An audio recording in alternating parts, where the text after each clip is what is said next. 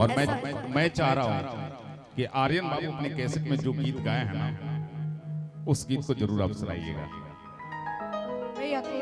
वो लास्ट में वो रुवाएगा ये हमको, वो लास्ट में बाबूजी वाला ना, ये लड़का रुवा देगा।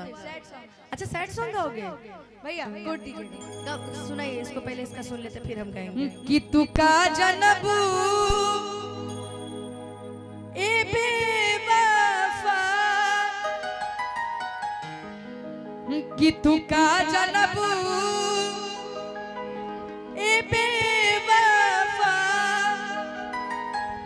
का होला मोहब्बत हो, का होला मोहब्बत हो,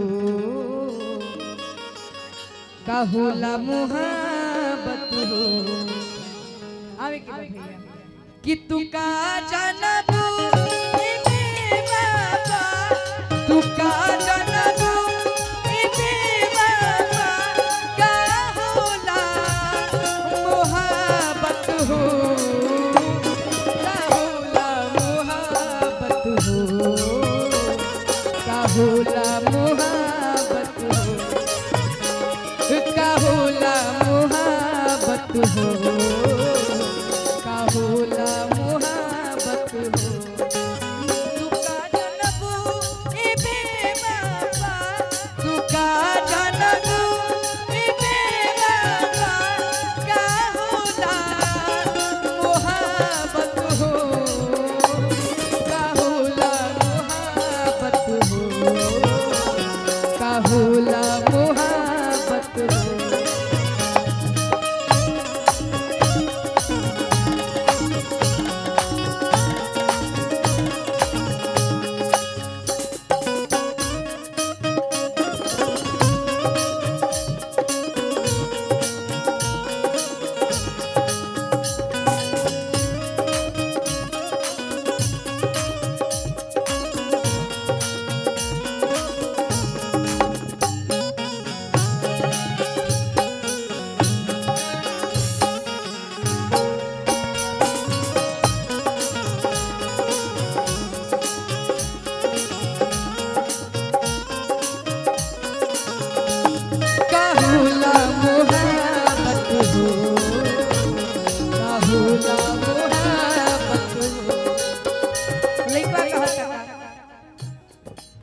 तुहर तादिल पाथर के का जनबू का चाहत हो, हम फितरत धोखा देवे के दिल तोड़े के आदत हो। तू का जनबू ए बेवफा, का होला मोहब्बत हो, का होला मोहब्बत हो, का होला मोहब्बत हो, का होला मोहब्बत हो।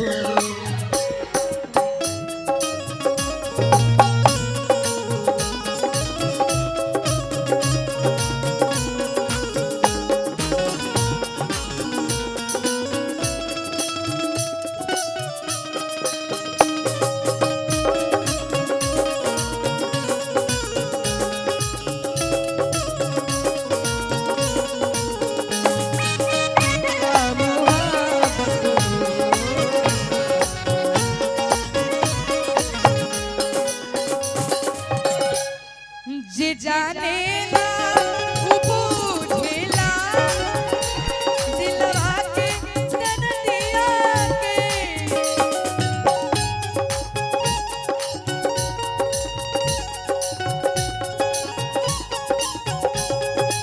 एकर कवनो न दावा बा, कामयाबी न हदिया के।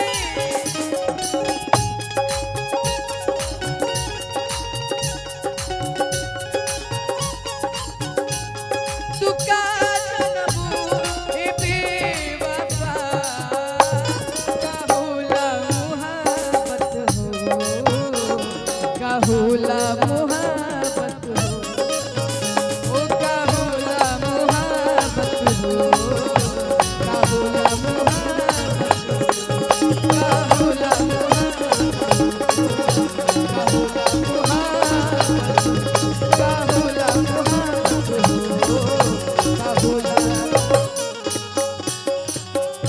मुहब्बत